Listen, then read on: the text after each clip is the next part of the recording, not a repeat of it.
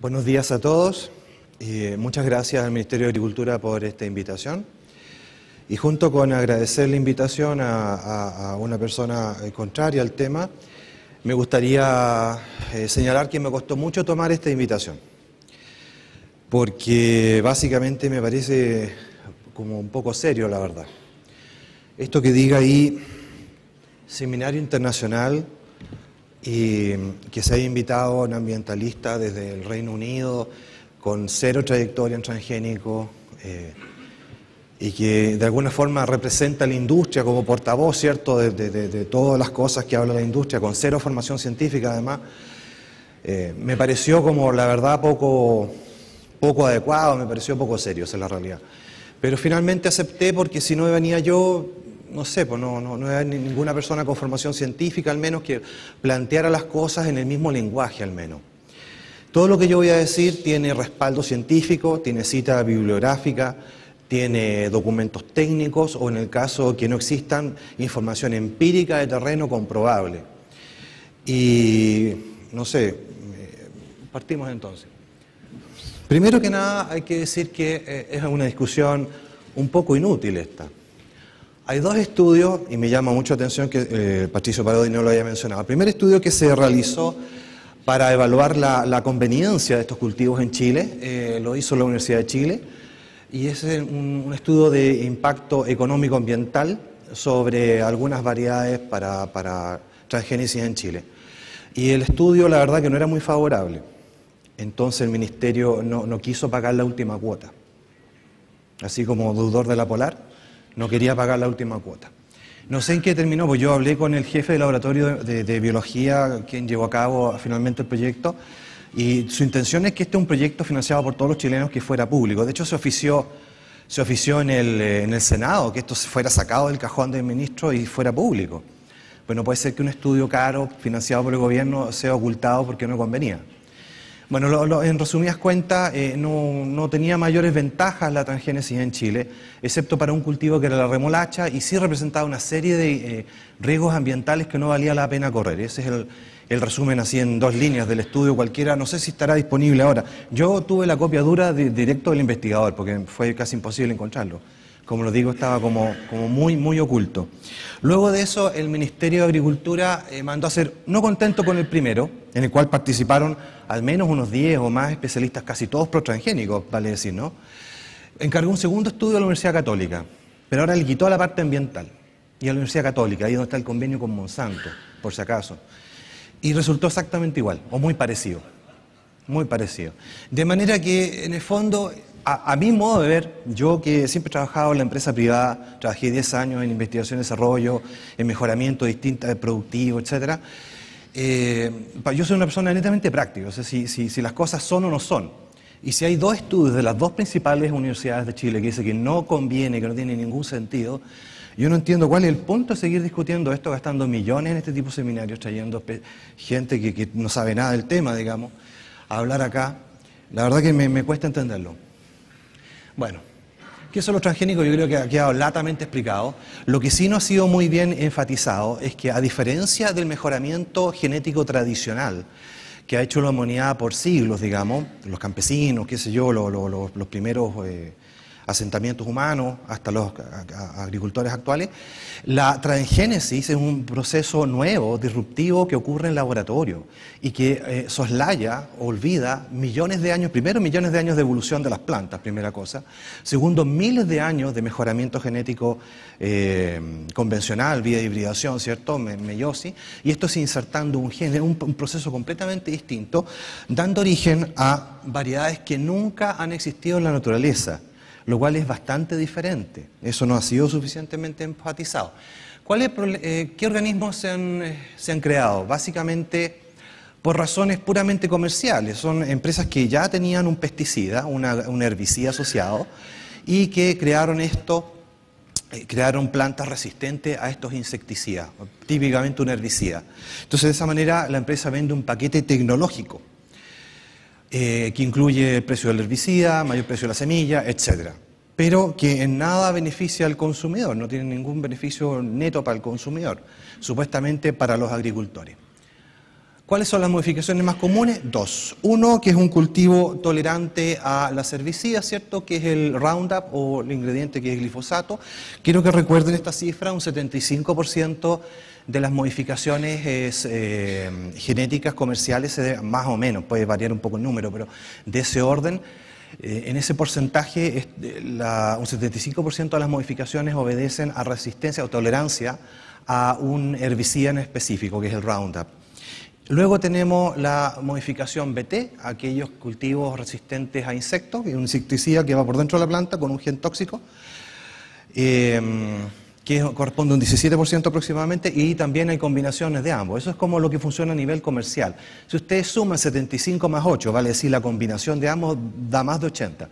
O sea, más del 80% de los cultivos transgénicos del mundo están hechos para tolerar un herbicida en específico, el Roundup o también el glifosinato u otro, pero están producidos para eso. Y eso es importante mantener en cuenta para lo que viene a continuación. Es una tecnología que funciona de esa manera. Es como el auto con ruedas, sin ruedas no funciona, sin el volante tampoco, digamos. Y la tecnología es el paquete completo.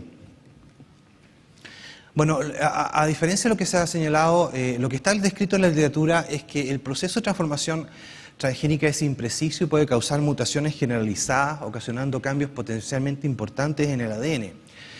Estas mutaciones pueden alterar directa o indirectamente el funcionamiento y la regulación no solo de uno o algunos genes, sino de cientos de ellos, produciendo efectos impredecibles. Estos pueden incluir alteración nutricional de los alimentos, producción de compuestos tóxicos, alergénicos, inesperados, bajo rendimiento productivo, etc.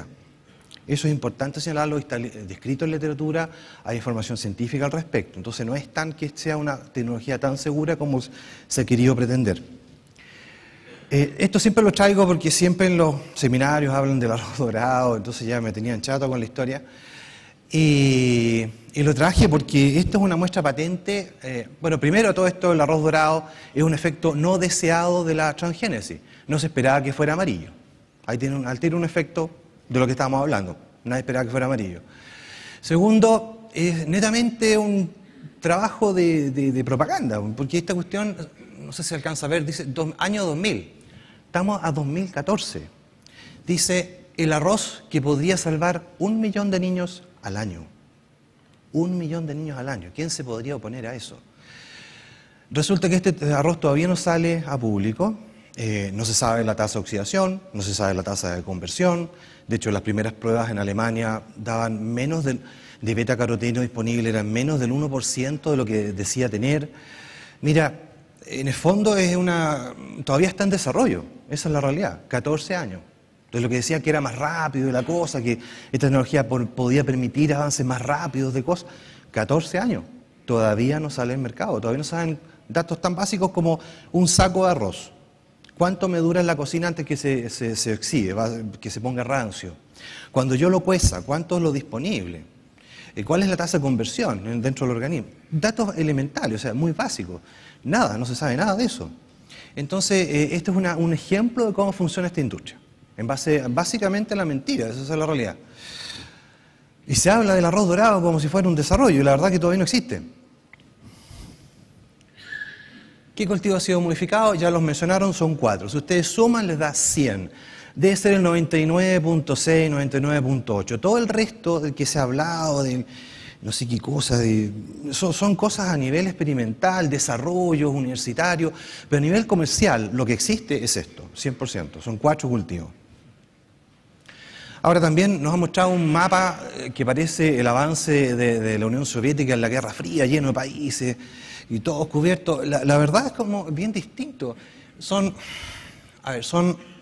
los países que más producen son Estados Unidos, Canadá, Brasil, Argentina, también un poco Paraguay, India y China. 6 países producen cerca del 90% de los transgénicos del mundo. Y el 80% está radicado en América. Y si ustedes se fijan, son aquellos países que tienen mayores extensiones de terreno. O sea, las pampas de Argentina, la selva de Brasil para destruirla, las praderas de Estados Unidos, de Canadá. ¿Se fijan? Son grandes extensiones de terreno, son monocultivos de grandes extensiones, es un commodity, ¿cierto?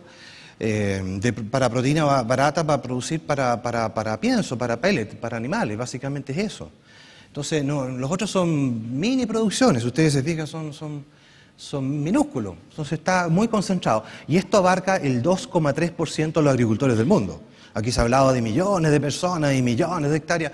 La verdad que está muy concentrado y ocupa solamente el 2,3 o 2,8% de agricultores, no más que eso.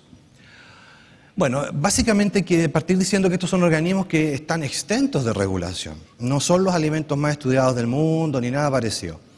Cuando se desarrollaron esto, la industria logró inventar un nombre de la equivalencia sustancial para que en el Congreso de Estados Unidos fueran aprobados como si fueran iguales o similares. Bueno, yo nunca había escuchado esa cuestión en la universidad, la verdad que eso no tiene una definición ni científica ni legal, o sea, es un invento. Y básicamente se entraron al mercado sin estudios previos. Aquí ustedes pueden ver en esta gráfica, esta es una revisión del 2011, ustedes pueden ver el año que fueron liberados al mercado los transgénicos, el número de publicaciones científicas sobre la seguridad alimentaria de ellos, cero. Cero, aquí parte cero, aquí, cero. Después hay más estudios, papers, qué sé yo, pero cuando se lanzaron no había ni uno, cero, o sea, un escaso. Entonces, básicamente son alimentos que se lanzaron al mercado, a pesar de la oposición de todos los muchos científicos de la FDA, que en sus propios memos internos señalaban de que estos alimentos claramente no eran equivalentes y se requerían los estudios epidemiológicos, los estudios de toxicidad, de alergenicidad, como cualquier cosa diferente. Eso es lo que señalan, y esto es lo que me cabe en pantalla, la verdad que son muchos más. Y esto gracias a procedimientos judiciales se puede saber esto. Entonces los propios científicos establecían una cosa, pero la política sabemos que funciona de una manera bastante distinta. Bueno, transgénicos, los daños a la salud, que es lo que típicamente más le interesa a la gente y donde más se concentra la presentación. Existen dos alternativas. Uno, cultivos transgénicos, ¿cierto? Que ya está latamente demostrado que son perjudiciales para la salud de las personas. O sea, no está más allá de la duda razonable, esa es la realidad. Y luego los alimentos mismos, que existe un grado de posibilidad y la probabilidad se la otorgan ustedes, digamos, de acuerdo a los antecedentes que ustedes pueden disponer. Estos son el típico paquete Roundup tirado en el terreno, en Argentina, en Paraguay, las casas donde trabajan los trabajadores. Aquí esto es soya transgénica, la típica casita que podría estar en Parral, en Linares, ¿cierto? Pero es de Paraguay. Bueno, aquí esto cuando pasa el avión, cosa que está prohibido en Europa, en toda Europa, pero no por acá. Por supuesto que esta gente en esas condiciones no puede guarecerse realmente, porque cuando pasa y pasa y pasa, entonces tenemos estos casos, niños intoxicados, niños muertos de hecho, niños que van a la escuela, vuelven y, no sé, terminan en el hospital y se murió. Como casos intoxicados por exceso de uso de pesticidas, de mal uso, qué sé yo. Luego tenemos, estos son casos más graves, este es el doctor Andrés Carrasco, él es es el jefe del laboratorio de embriología molecular de la Universidad de Buenos Aires. Esta es la última foto que yo logré tomar después de salir de mi asombro. En una presentación no me acuerdo dónde, en Bélgica. Y él alarmado por estos casos que suceden a las puertas mismas del Gran Buenos Aires, fue a documentar esto, ¿no? Y esto es lo que pasa en las poblaciones rurales de Argentina, donde los cultivos transgénicos están ampliamente aceptados. Estas son las ventajas, pues. Esto se trata, digamos. Bueno, aquí tenemos espina bífida, no nos vamos a concentrar en el tubo neural, porque si no nos vamos a demorar mucho, digamos. Hidrocefalia. Bueno, aquí claramente la embriogénesis, serios problemas a nivel de la embriogénesis temprana, con teratogénesis, espina bífida, etc. Estos son todas fotos. Alguien por ahí siempre que presento esto, alguien dice, oye, veo un gallo tan chanta que trajo un montón de fotos de Google. No, son fotos de congresos médicos. Estos son fotos de congresos médicos de pueblos fumigados en Argentina. Ninguna de ellas es de Google, tomado de alguna forma rara, digamos. No, son de congresos médicos. Y aquí está el paper del doctor Carrasco, que determinó que la dosis comercial diluido en 3.000 veces ya generaba teratogénesis en la embriogénesis temprana en embriones de anfibios y ranas, de pollos, perdón, anfibios y aves. 100.000 veces, si tú diluyes 100.000 veces la dosis comercial, ya tienes daño celular.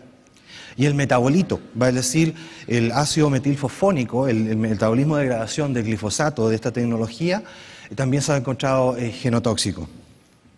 Bueno, y ya hay congresos, o sea, hay congresos médicos en el cual reportan abortos espontáneos, malformaciones congénitas, daños neurológicos, cánceres en las poblaciones fumigadas permanentemente frente a esta tecnología.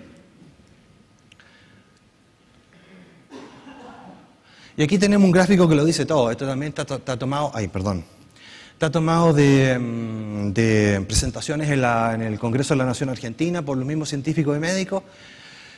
Yo simplemente cambié este gráfico, está un poco más actualizado. Fíjense ustedes acá, la resolución igual está un poco, no muy precisa, pero el año 96, ustedes fíjense cómo la progresión es geométrica, o sea, es una progresión vegetativa en el uso de plaguicidas, pesticidas. Sin embargo, cuando se adoptan los transgénicos, vean cómo la curva crece en forma exponencial prácticamente hasta el presente. Y que se coincide con la curva también de niños nacidos con malformaciones en ese mismo periodo de tiempo. Ahora, obviamente son datos antiguos, ahora es mucho peor, digamos. Y aquí ustedes tienen las dos curvas interpoladas. Entonces esto es una correlación claramente, directamente proporcional. No cabe la menor duda, digamos. Son todos datos de hospitales públicos de Argentina. O sea, no son datos de alguien activista ni nada parecido. Y luego tenemos la espeluznante cifra de un aumento de 400% de este fenómeno en 10 años gracias a esta tecnología. Ahora uno se pregunta, y aquí pretendo ir rápido porque no sé cuánto, me quedan 15 minutos. Uno se pregunta, bueno, pero ¿cómo pasa esto? Porque si uno ve la etiqueta del Roundup, bueno, hay varios tipos, pero si ve uno al menos, es del grupo 4, o sea, aquellos que normalmente nos ofrecen peligro. Entonces uno dice, bueno, ¿todo lo otro es mentira? ¿O la etiqueta no funciona? ¿O cómo? O sea, la etiqueta dice que no ofrece peligro, pero pasa todo esto. O sea, aquí hay algo que no coincide. De hecho, el ED50 es altísimo, el dermal es 4 gramos, digamos, por kilo. 3 gramos oral, o sea, no tiene nada que ver con los papers, con los trabajos científicos publicados, no tiene nada que ver. Entonces uno va y claro, esto es solo un ejemplo, porque uno podría estar toda la mañana dando miles de datos, miles de información. Pero fraude científico es una práctica habitual en la industria, esa es la realidad. Y bueno, al menos en 2 oportunidades los funcionarios de la EPA han encontrado fraude científico masivo en la evaluación de los pesticidas. O sea, bueno, no. Entonces eso es una práctica habitual. Y que te pille la EPA es como que te pille el SEMA, pues no sé, una cosa, no sé. O sea, igual es como súper... no es algo tan exhaustivo, o sea, es mucho más amplio de lo que está registrado, eso es lo que quiero decir. Luego existen los conflictos de interés, por ejemplo, esta señora, la Linda Fisher, que era la encargada de autorizar sustancias peligrosas, plaguicidas, etcétera, en la EPA. Resulta que después se fue a Monsanto, después volvió a Monsanto a un cargo más alto. Entonces, al final uno nunca supo bien dónde trabajaba esta señora. Que es un poco también lo que pasa en Chile, que de repente un funcionario del Servicio Nacional de Agricultura se da como ministro, después vuelve.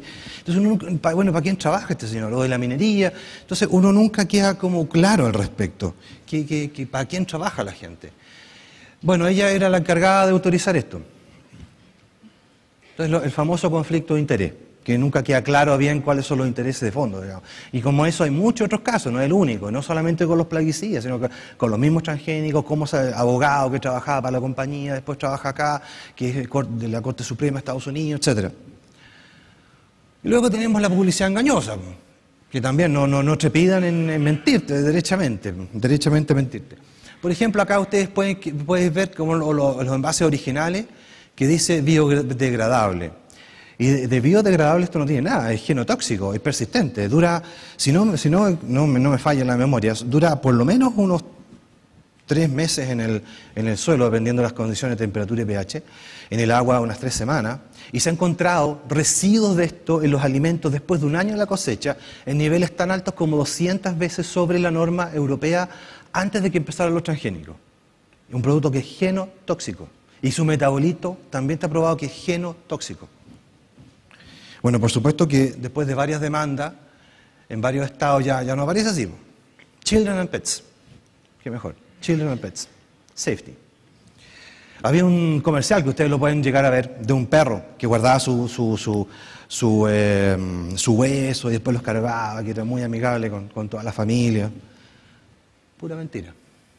Bueno, el famoso consenso que toda la academia... Mire, la verdad que aquí la ciencia no funciona por consenso, funciona por evidencia. Me da lo mismo si son 40, son 400, son 4000. Me da lo mismo. Las publicaciones científicas son lo que determina si algo es o no es. No cuántas academias, ni títulos, y gente con el premio no sé qué cosa. Aquí hay una revisión de toda la literatura sobre la seguridad de los alimentos transgénicos. Y esta revisión determinó que hay dos tipos de publicaciones. Las que son financiadas por la industria, típicamente Monsanto, Syngenta, que tienden a señalar, casi en forma unánime, de que estos alimentos son seguros, que son todas las citas del señor Parodi, básicamente. Y luego están todos aquellos estudios que son independientes, y de eso hay un porcentaje que sí encuentra problemas, efectivamente. Y de hecho, hasta importantes revistas como Nature and Scientific American han señalado que aquí hay intereses, que aquí la cosa no es clara, que hay como cierta tendencia a ocultar ciertos datos, digamos, y a resaltar otros, en forma sesgada y inequívoca, en forma mentirosa, digamos. De hecho, hay varios casos. Tenemos el caso de Arpad Putzai, que fue despedido del laboratorio derechamente por lo que encontró, que no era conveniente para la salud pública. El caso de Ignacio Chapela, ¿cierto? Con una verdad poco conveniente, entonces trataron de arrancar la publicación de Nature. Y finalmente Andrés Carrasco, el mismo que señalábamos, que también ha sido objeto de amenaza, incluso a nivel físico. Entonces existe una larga trayectoria de amedrentamiento, tratar de ocultar la información. Si te pueden destruir la carrera, mejor. Si pueden sacar las páginas de la publicación científica, también se puede hacer. De hecho, este es el último caso, que este es un profesor universitario de la Universidad de Caen, el loquito de los transgénicos, para los que son pro-transgénicos, ¿cierto? Un señor que es un chanta, pero que es profesor de la Universidad de Caen, por 10 años, experto de la Comunidad Europea en Transgénicos, con más de 100 papers y varios libros sobre el tema, y con muchos trabajos científicos sobre el tema. Y bueno, el último trabajo muy mal recibido por la industria, entonces, ¿qué mejor que taparlo? ¿Qué mejor? En vez de repetirlo, en vez de decir, sí, en realidad hagámoslo bien, ya está mal hecho, hagámoslo bien. No, sacamos las páginas mejor, saquemos las páginas de la revista. Nunca existió. No se supo nunca, no existió. No, esto nunca existió. Bueno, no solamente es el único investigador que ha encontrado problemas a nivel de seguridad alimentaria con transgénicos. Hay muchos otros investigadores, Malatesta, Dan de Bois, etcétera, que son tantos los trabajos que ya hay compendios de la gente, bueno, la gente me refiero a gente científica, ¿cierto?, que ya hace compendios de la literatura de efectos adversos de los transgénicos, a nivel tanto de la alimentación como de los cultivos. Este es un libro del 2013 que tiene 250 páginas. Imagínense, y solamente el abstract. O sea, vean ustedes la cantidad de papers que hay publicados sobre esto que muestran efectos adversos. 9 minutos. Bueno, este me gusta mostrarlo porque es el estudio que encargó el gobierno de Austria sobre los transgénicos, sobre 2 variedades. Y como un abogado una vez me señaló de la audiencia, me dijo, mira la observación, me dijo, este es el estudio que encarga el gobierno de Austria para ver la seguridad alimentaria para su población. ¿Cuál es el estudio que encarga el Ministerio de Agricultura? ¿Cuál es el efecto económico? Y cuando no funciona el efecto económico, saquemos la parte ambiental. Un gobierno preocupado de los efectos de la salud de su población, un gobierno cuánto rinde económicamente. Gran diferencia, como para reflexionar. Bueno, producto de eso, por supuesto que una variedad se prohibieron en Austria, sí, era como esperable, ¿no? Y hay 9 países de Europa que tienen moratorias de hecho, de facto, o prohibiciones de los cultivos transgénicos, al menos de alguna variedad, o varias de ellas. Y el último país es Perú, y ahí sumamos 10. Y eso no porque sí, digamos, porque hay estudios que lo respaldan, o sea, no hay gente así fanática, ni ideología, como se ha pretendido señalar aquí. Bueno, y yendo a la parte agrícola, los transgénicos tienen menos rendimiento, o sea, está completamente alejado de que rindan más, o sea, completamente fuera de la realidad. Completamente fuera de la realidad. El primer estudio es del International Assessment of Agricultural Knowledge, Science and Technology for Development. Ese es un estudio de las Naciones Unidas, 400 científicos de 80 países del mundo. No lograron determinar que existiera algún beneficio de los transgénicos en términos de productividad. Y cuando uno desagrega los datos y separa el potencial intrínseco de los cultivos convencionales, de los cultivos transgénicos, perdón, del mejoramiento genético tradicional, lo que ha aportado, y el aporte de la transgénica, tú separas el potencial intrínseco, separas las variables, te vas a dar cuenta que los cultivos transgénicos no aportan nada en términos de rendimiento. Más aún, existe una baja entre un 5 y un 10% de menor productividad. Producen un poco menos, bueno, en el mejor de los casos se lo igualan porque es el mismo cultivo tradicional, convencional, al cual se le agrega un gen para ser tolerante a algo. No hay un gen para mejorar la productividad, eso es falso. Entonces yo pediría este tipo de cosas, sobre todo si está auspiciado por la Universidad de Chile, la Universidad Católica, que haya un poco más de rigurosidad en la información. Realmente es como, a mí me molesta, derechamente, me molesta. Y eso que yo no trabajo en la academia, hace mucho tiempo no trabajo en la industria, pero me molesta la forma de presentar la información completamente errónea y sesgada. Esa es la realidad. Bueno, más papers, ahí está lleno de trabajo científico. Cualquiera que sepa buscar la literatura la va a encontrar. Y este último es del 2013, también de las Naciones Unidas, que dicen que una agricultura sostenible en el tiempo es una agricultura agroecológica.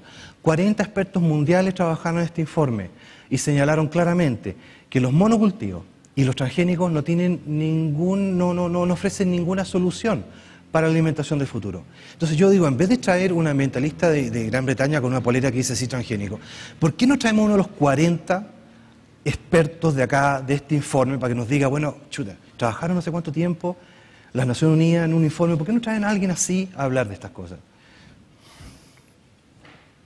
Bueno, y básicamente una tecnología fracasada en el tiempo, básicamente porque los cultivos se van haciendo resistentes al mismo herbicida del cual ellos están diseñados para resistir, porque hay lo que se llama respuesta adaptativa. Las plantas tienen una respuesta adaptativa al estrés.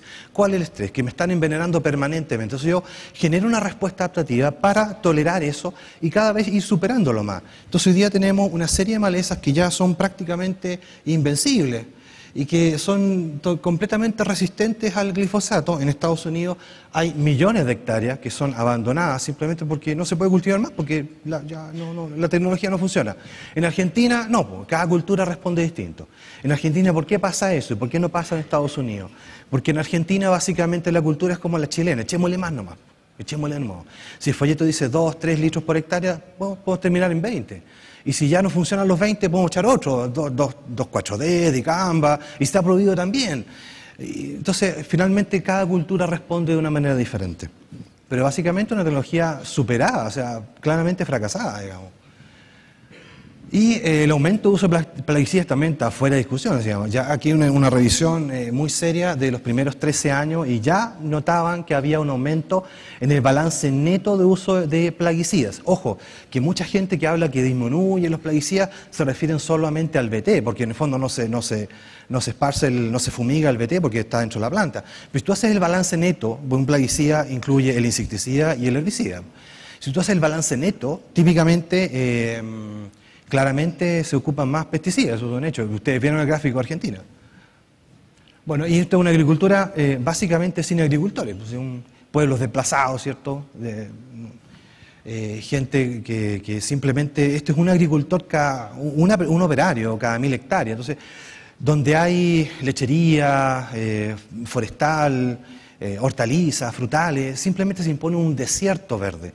Si hay selva, bueno, la arrasamos. Si hay población indígena, campesinos pobres como Paraguay, como el ejemplo del señor Parodi, bueno, los movemos, los desplazamos y si alguien se opone mucho lo matamos. No hemos llegado a ese extremo, digamos. Y en la Pampa Argentina, bueno, el desierto verde. Entonces los niños con malnutrición porque no tienen que comer. Es una cosa que se exporta, digamos, un commodity en un barco gigante, factoría tipo petrolero.